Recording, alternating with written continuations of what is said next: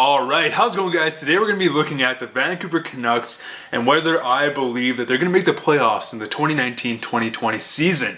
So, I know what you may be thinking. This is a little bit early for me to be giving my opinion on next season already.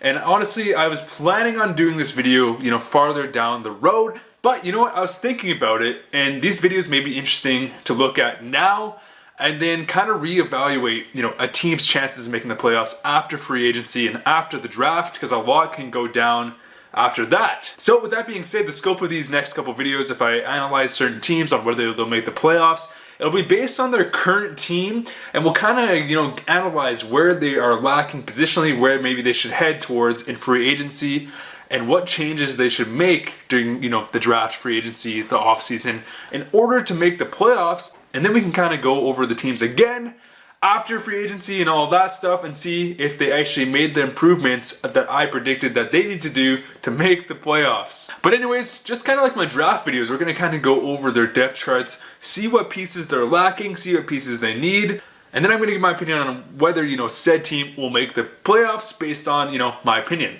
Alright, so looking at the Vancouver Canucks, let's take a look at their current depth chart. So starting with center, we have the big Bo, that sounded kind of weird, we have Bo Horvat, Elias Pettersson, Brandon Sutter, Jay Beagle, and Adam Gaudette, kind of creating that top 7, I guess, or top 5. Honestly, with Vancouver's injury history and how often they get injured, it is almost guaranteed that one of these players is going to be injured. Whether that's Brandon Sutter or Jay Beagle like last season, and even Elias Pettersson at times. Right now, kind of looking at their center depth, I actually do believe Vancouver has a strong, center core going into the future. We have Elias Pettersson manning that first line, Bo Horvat manning that second line, Jay Beagle, Sutter, and Adam Gaudette, managing that bottom 6. We have the offensive guys up forward. Bo Horvat has a two-way game, and we have, Sutter and Jay Beagle having that very solid defensive game, and Adam Gaudette looking like he has a lot of potential to be a potential a potential second line, if not a third line center. On left wing, we have Sven Baertschi, Goldobin, Roussel, Pearson, and some other fringe guys like Spooner, who could potentially have a bounce-back season, and Tim Schaller. So, in my opinion, the left wing is so weak. Like, we have no guys that are bona fide top 6 forwards here. I guess Sven Baertschi, he could be considered a second-line player. He's kind of an interesting one. He's kind of in the middle of a hump.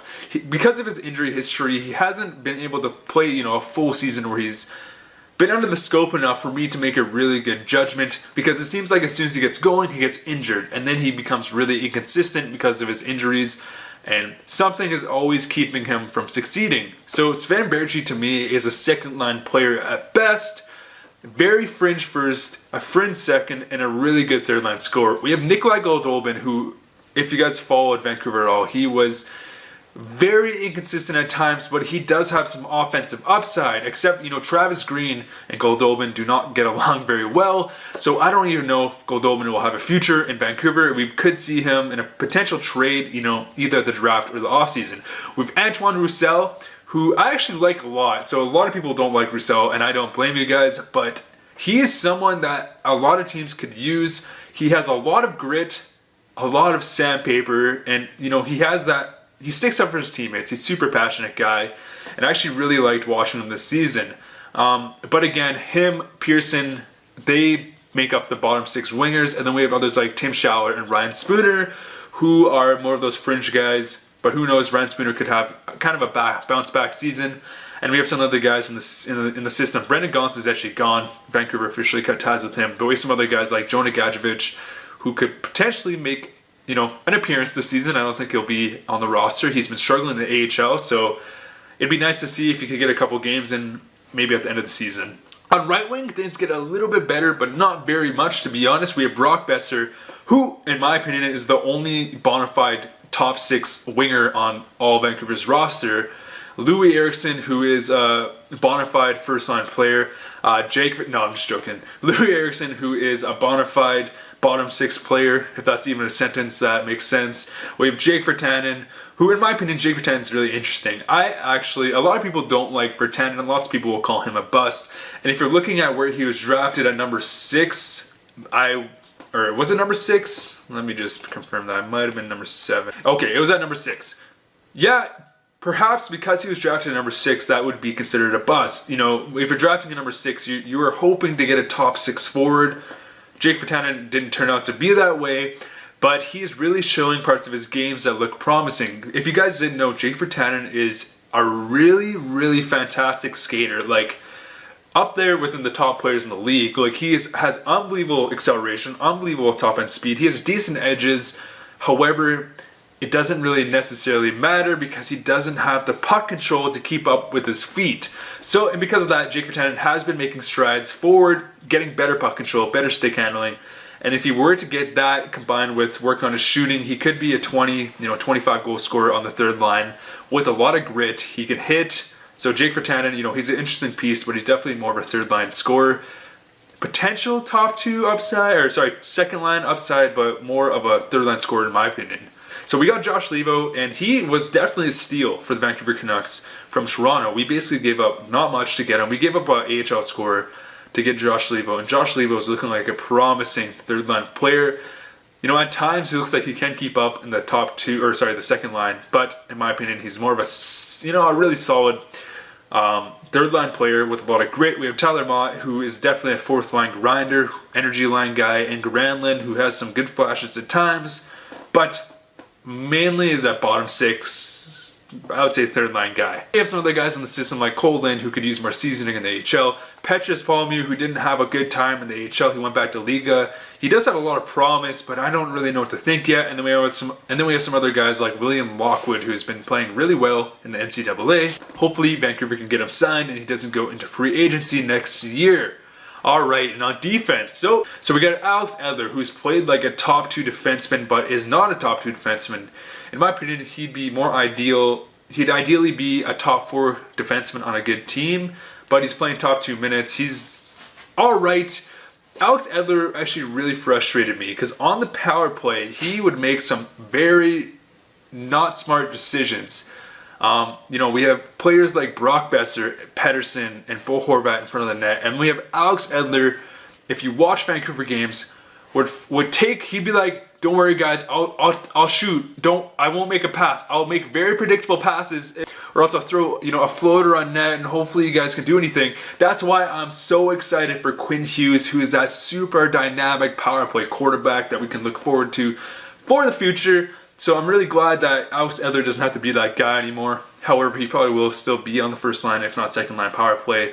Not sure how Travis Green is going to treat Quin Hughes yet, but that would be nice if Edler was on the second line and Quin Hughes would be on the first line. So let's kind of take a look at who I believe will be the top 6 defensive core going into the next season. So I believe Alex Edler is obviously a lock. Chris Tanev is obviously a lock. Ben Hutton and Troy Stecher are obviously locks. And then other than that, I believe that Olli Levy might be given a chance next year, and Quin Hughes. And then we have some other guys like Luke Shen and Alex Biega, who are more of those fringe players. So to be honest, we have a lot younger of a core this year. But keep in mind, there is going to be injuries like Vancouver has had for the past seasons. A lot of injuries. Alex Edler, you're basically guaranteed an injury. Chris Tanev, very underrated. So if you look at his point totals, Chris Tanev is a defenseman, you go, I don't know about that. But if you actually watch him play and look at his advanced stats, he's a really good shutdown defenseman. He's a really good skater. He just does not have a lot of offensive upside. But he's definitely, in my opinion, a very good defenseman that any team could use. But with that being said, he's going to get injured like he has literally every single season he's played at Vancouver. So taking a look at their defensive core, what do I think? Is it a decent defensive core? Maybe. We're kind of relying on a lot of younger pieces, and it's not really good to rely on younger pieces. But, if Olli Levy can play top 6 minutes, and if Quin Hughes maintains the game he was playing at the tail end of last season, I believe we have a decent defensive core. However, if injuries do, hurt us like they always do, we're going to have a lot of issues. So maybe it would be smart to pick up another, top 6, or 7th defenseman in free agency. But also, I guess, is this a defensive core I see winning a Stanley Cup anytime soon? No, definitely not. Alright, so let's take a look at goaltending. So in our goaltending system, the main guys are Jacob Bergstrom and Thatcher Demko, who played really decently in the end of last season, if you guys watched his games. Other guys we have are like Bachman, Layton, and, Rick Michael DiPietro, not Rick DiPietro. Hopefully I don't make that a common theme where I say Rick DiPietro is our goalie of the future. So if you guys have watched Vancouver games, and if you just look at his stats, he may not seem like the best goalie, but if you guys watch Vancouver games, Jacob Markstrom hands down had his best career of his whole season last year. He really made up for all the flaws, all the Derek Pouliot flaws of the defensive core last year, and really carried the team on his head most games. In fact, he was actually chosen as the most valuable player on the Vancouver Canucks last year, even beating out Elias Pettersson and Bo Horvat. Jacob Markstrom is really looking like he can be a starting goaltender. And with that being said, we also have Thatcher Demko, who had some really good flashes at the end of last season.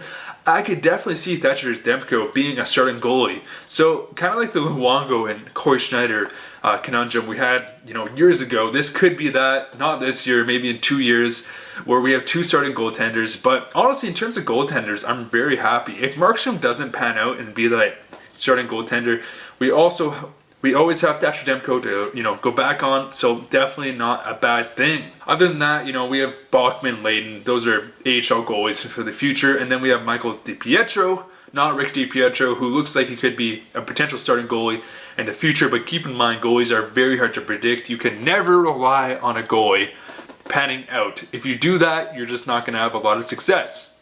So with that being said, do I see Vancouver being a playoff team next year? No. I think we're still missing a lot of pieces, mainly on the winger depth side. If we do sign a Panarin, do I think so? Yeah, I really do actually. We're just missing that other top six, winger to help our depth charts, to push down players that shouldn't be where they're playing. And our team was going to be looking great for the future. Not only that, we do have, some good prospects in our system still. We have the 10th overall pick this year, potential trade-up opportunities. Vancouver has a really bright season. Do I see them making the playoffs next year? No. If they do sign a Panarin, do I? Perhaps they could find themselves in a wild card spot, be the underdog team. But for next year, no. I think we're about 2 years, if not 3 years away. Actually, I would say 2 years away from being in the playoffs. But if we do sign that core piece or somehow make a trade to get that core piece, I could see us in the playoffs, next season and being in that wild card position. I've seen bigger, stranger cases of that. So why not Vancouver? We have a lot of things going right for us and a lot of things going bad, but the pros definitely outweigh the cons. That's my opinion on that. Let me know what you guys think down below. Anyways, guys, thank you so much for all the support. Again, I appreciate it so much, guys. I'm having so much fun making these videos. See you guys later.